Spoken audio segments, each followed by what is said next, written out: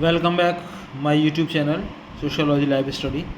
और आज की क्लास में यूपी ट्रिपल एस सी पेट एग्ज़ाम 2025 भारतीय अर्थव्यवस्था के अंतर्गत जो चैप्टर है आपका बैंकों का राष्ट्रीयकरण तथा सुधार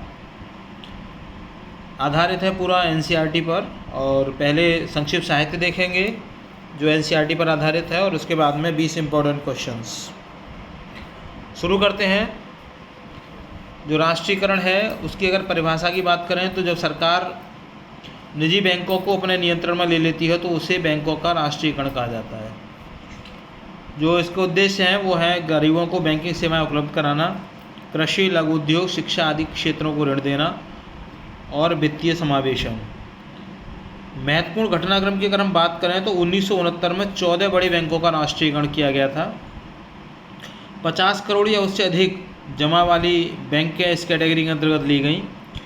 1980 में 6 और बैंकों का राष्ट्रीयकरण किया गया और 1991 में बैंकिंग रिफॉर्म्स लागू किए गए, यानी बैंक में सुधार किया गया जिसमें उदारीकरण, निजीकरण, वैश्वीकरण की नीति आई और नरसिंहा राव सरकार और नरसिंघम समिति की सिफारिशें इसमें लागू की गई।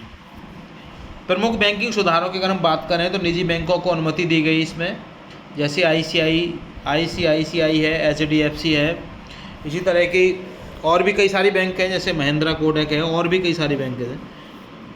एनपीएस कम करने के इसमें उपाय, टेक्नोलॉजी आधारित सेवाएं, बैंक विलय मतलब बैंकों को मर्ज करने की भी इसमें व्यवस्था की गई कि अगर कोई बैंक घाटे में चल रहा है तो प्रॉफिट वाली बैंक में उसका मर्ज कर लिया जाए। जनधन योजना आई, मोबाइल बैंकिंग की फैसिलिटी भी अवेलेबल हुई। परिणाम क्या हुआ इसका? बैंक शाखाओं का ग्रामीण क्षेत्रों तक विस्तार हुआ, गरीबों और किसानों को ऋण उपलब्ध किए गए, महिला और छात्र हित लाभान्वित हुआ इसमें, और बैंकिंग सेवाओं में प्रतिस्पर्धा और गुणवत्ता में सुधार हुआ। अब देखते हैं इंपॉर्टेंट क्वेश्चन जो पूर्ववर्ती एग्जाम में आ चुके हैं और इन्हें आने वाली एग्जाम में आने की संभावना है। पहला प्रश्न है कि भारत में बैंकों का पहला राष्ट्रीयकरण कब हुआ? सही आंसर है इसका ऑप्शन बी, 1969 में। क्वेश्चन नंबर 2, 1969 में कितने बैंकों का राष्ट्रीयकरण किया गया था? So right answer option C, 14। Question number 3, 1980 में कितने और बैंकों का राष्ट्रीयकरण हुआ? Right answer option C, 6। Bharat में सबसे पहला राष्ट्रीयकृत बैंक कौन सा था? So right answer option B, State Bank of India. State Bank of India का राष्ट्रीयकरण 1955 में किया गया था इंपीरियल बैंक से बदलकर। क्वेश्चन नंबर 5 है कि बैंकों के राष्ट्रीयकरण का प्रमुख उद्देश्य क्या था? सो राइट आंसर ऑप्शन सी, आम जनता तक बैंकिंग सेवाएं पहुंचाना। क्वेश्चन नंबर 6, बैंकों के राष्ट्रीयकरण का सबसे अधिक लाभ किसे मिला? सो राइट आंसर ऑप्शन सी, ग्रामीण एवं किसान वर्ग के लिए। क्वेश्चन नंबर 7, किस प्रधानमंत्री के कार्यकाल में 1969 का राष्ट्रीयकरण हुआ? So right answer option B, Indira Gandhi. Question number 8, banking सुधारों की सिफारिश किस समिति ने की थी? So right answer option C, Narasimham समिति। क्वेश्चन नंबर 9, 1991 के बैंकिंग सुधारों में क्या शामिल नहीं था? राइट आंसर ऑप्शन बी, विदेशी बैंक पर रोक। क्वेश्चन नंबर 10, जनधन योजना का उद्देश्य क्या है? सो राइट आंसर ऑप्शन सी, हर नागरिक के लिए बैंक खाता।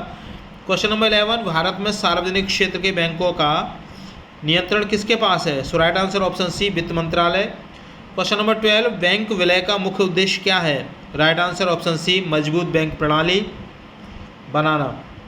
क्वेश्चन नंबर 13, आरबीआई की स्थापना कब हुई थी? So right answer option A, 1935 में। क्वेश्चन नंबर 14, बैंकों के लिए एनपीए का मतलब क्या होता है? So right answer option B, non performing assets. Question number 15, bank राष्ट्रीयकरण से पहले बैंकों की प्राथमिकता क्या थी?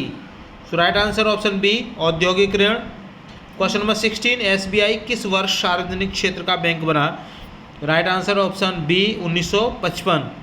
क्वेश्चन नंबर 17, बैंकिंग सुधारों का मुख्य उद्देश्य क्या है? राइट आंसर ऑप्शन सी, दक्षता और पारदर्शिता बढ़ाना।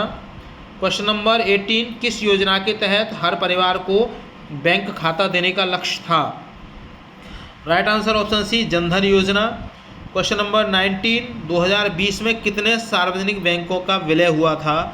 सो राइट आंसर ऑप्शन सी, 10 बैंकों को 4 में विलय किया गया। क्वेश्चन नंबर 20, बैंकिंग सुधारों से सबसे अधिक लाभ किसे हुआ है? सो राइट आंसर है इसका ऑप्शन बी, ग्रामीण जनता के लिए। तो प्रिय विद्यार्थियों, अगर आप चैनल पर नए हैं तो उसको सब्सक्राइब कर लीजिए। वीडियो पसंद आए तो लाइक शेयर कीजिएगा उन विद्यार्थियों के लिए जो पैट की एग्ज़ाम देने वाले हैं। चैनल पर जुड़ने के लिए थैंक यू। मिलते हैं अगली क्लास में, तब तक के लिए जय हिंद।